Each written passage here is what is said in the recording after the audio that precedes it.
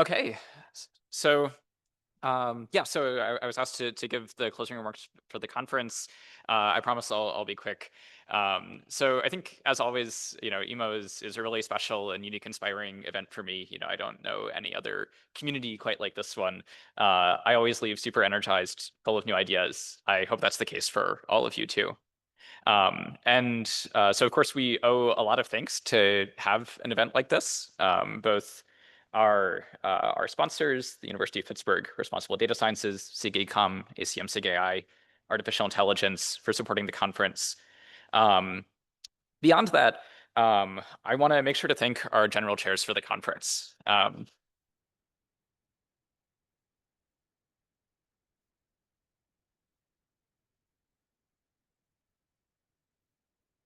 Yeah. Yeah, so this really cannot be overstated, right? There's so much work that goes into making an event like this just happen at all, right? For us to be able to physically be here. And there's been so much behind the scenes. Mike has done, countless, things every night at the conference here, every morning, just, giving us this space.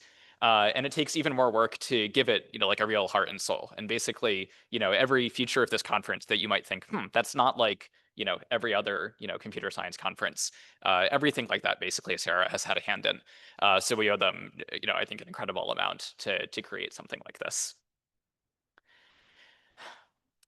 Now, of course, there's, many, many other people involved in the conference, making something like this happen. Our program chairs, Liz Bondi, Nikhil Garg, and Andrew Goodman-Bacon, selected an amazing program. Uh, Beyond that, many organizers, curating, all of the sort of individual functions of the conference. Uh, I'm not going to read all of the names here individually, but you can see just sort of, how many different things go into making an event like this happen. Volunteers, throughout the conference, manning sort of all of the different functions, uh, the the facilitators of the makerspace that we were all just a part of. And finally, last but not least, thanks to Michael Coloresi and Kendra Oliver at Pitt Responsible Data Science.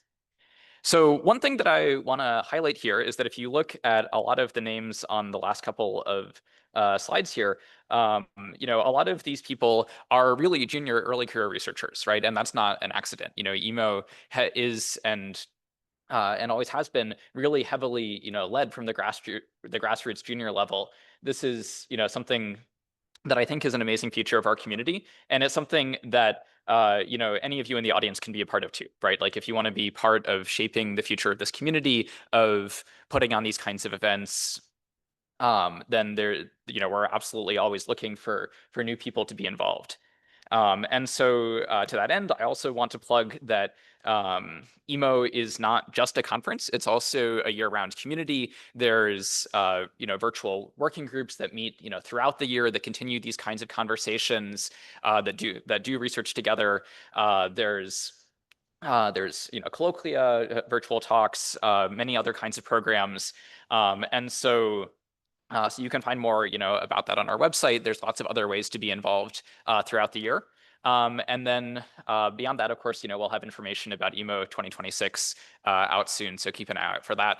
And I hope to see all of you again somewhere in the world next year. So thanks to all of you.